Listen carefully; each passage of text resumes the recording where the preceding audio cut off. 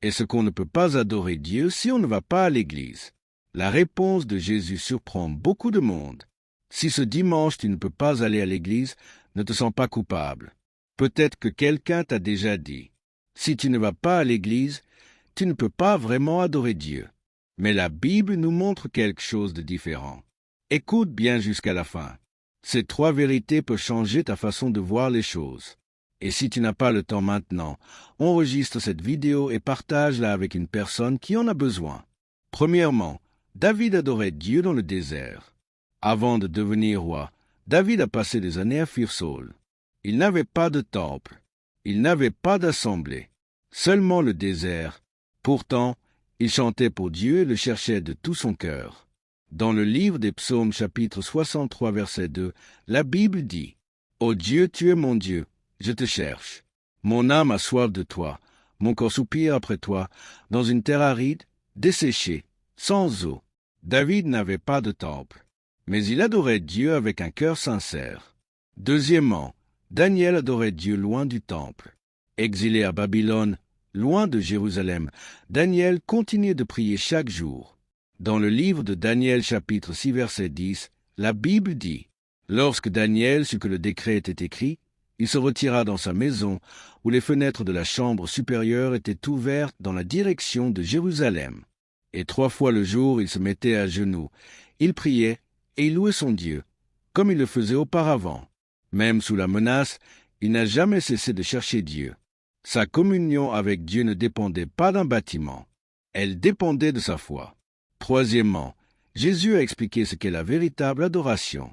Dans l'Évangile selon Jean chapitre 4, Jésus dit « Mais l'heure vient, et elle est déjà venue, où les vrais adorateurs adoreront le Père en esprit et en vérité. Car ce sont là les adorateurs que le Père demande. » Remarque bien, Jésus n'a jamais parlé d'un endroit précis. Il a parlé d'un cœur tourné vers Dieu.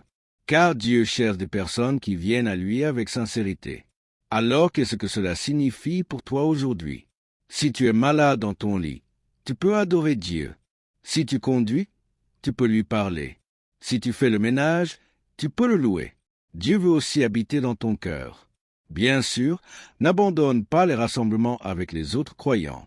Mais ne pense jamais que Dieu ne t'écoute qu'à l'église. Il est avec toi en ce moment. Il entend chacune de tes prières. Et il connaît chacun de tes combats.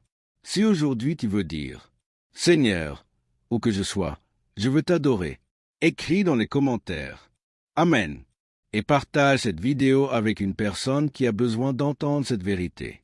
Si tu veux étudier la Bible avec nous et grandir dans la foi, rejoins gratuitement notre groupe d'études bibliques sur WhatsApp.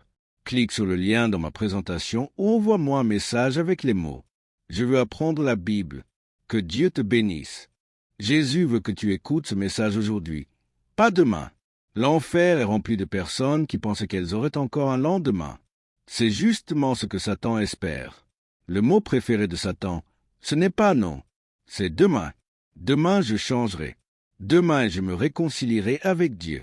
Demain j'arrêterai de boire. Demain j'arrêterai de fumer. Demain j'abandonnerai la drogue. Demain je reviendrai vers Jésus. Mais la Bible ne dit jamais que demain est le jour du salut.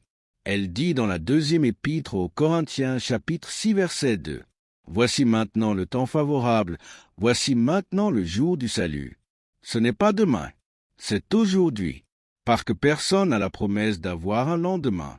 Tu ne peux pas ajouter un seul jour à ta vie. Chaque fois que tu repousses ta décision, tu prends ton éternité à la légère. Certaines personnes seront peut-être dérangées par ces paroles. Mais je te l'ai dit avec amour.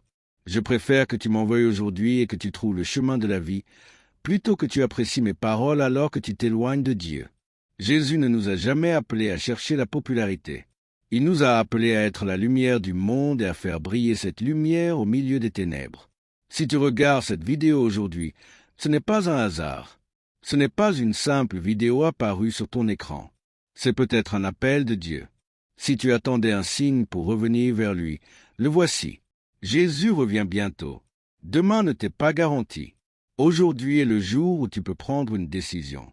Dans le livre de l'Apocalypse chapitre 20 verset 15, la Bible dit « Quiconque ne fut pas trouvé écrit dans le livre de vie fut jeté dans l'étang de feu. Ceux qui sont perdus donneraient tout pour avoir encore une occasion. Et pourtant, tant de personnes sur la terre continuent de remettre leurs décisions à plus tard. Si tu crois que Jésus t'appelle aujourd'hui à revenir vers lui, écris dans les commentaires. Amen. Aujourd'hui, je veux revenir vers Dieu. Et partage cette vidéo avec une personne qui dit toujours demain. Que Dieu touche le cœur de tous ceux qui recevront ce message et qui les conduise à lui. Amen. Pourquoi Dieu permet que les bonnes personnes souffrent? La Bible donne 3 réponses. Si Dieu t'aime vraiment, pourquoi ne met-il pas fin à ta souffrance? Écoute bien jusqu'au bout. Ces 3 vérités bibliques ont changé la vie de beaucoup de croyants. Premièrement, Dieu ne te punit pas. Il est en train de te façonner. La Bible dit dans l'Évangile selon Jean chapitre 15 verset 2, « Tout sarment qui porte du fruit, il l'émonde afin qu'il porte encore plus de fruits. » Quand Dieu taille une branche, ce n'est pas pour la rejeter, c'est pour qu'elle porte encore plus de fruits. Très souvent, Dieu ne t'écarte pas. Il est en train de te préparer à de plus grandes bénédictions. Regarde Joseph. Il a été vendu par ses frères, accusé à tort, jeté en prison. À ce moment-là, il ne pouvait sûrement pas comprendre pourquoi tout cela lui arrivait. Chaque étape ressemblait à un échec. Mais plus tard, il a compris que Dieu ne l'avait jamais abandonné. Dieu le conduisait vers un plan bien plus grand.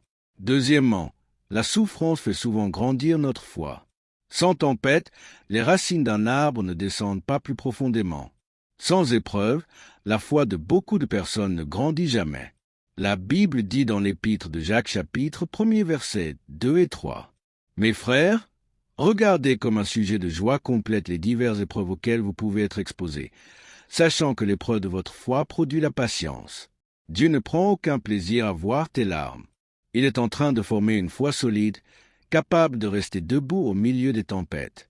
Troisièmement, derrière la souffrance, Dieu prépare souvent une bénédiction. Joseph a été vendu. David a été poursuivi. Job a tout perdu.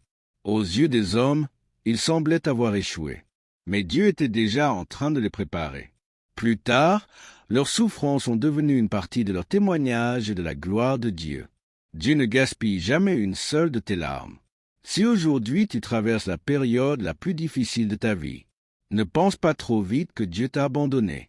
Peut-être qu'il est en train de former une personne plus forte, plus fidèle et plus agréable à ses yeux. Si ce message parle à ton cœur, écris dans les commentaires « Seigneur, je te fais confiance » et partage cette vidéo avec une personne qui traverse une épreuve. Que Dieu te fortifie et te donne la paix.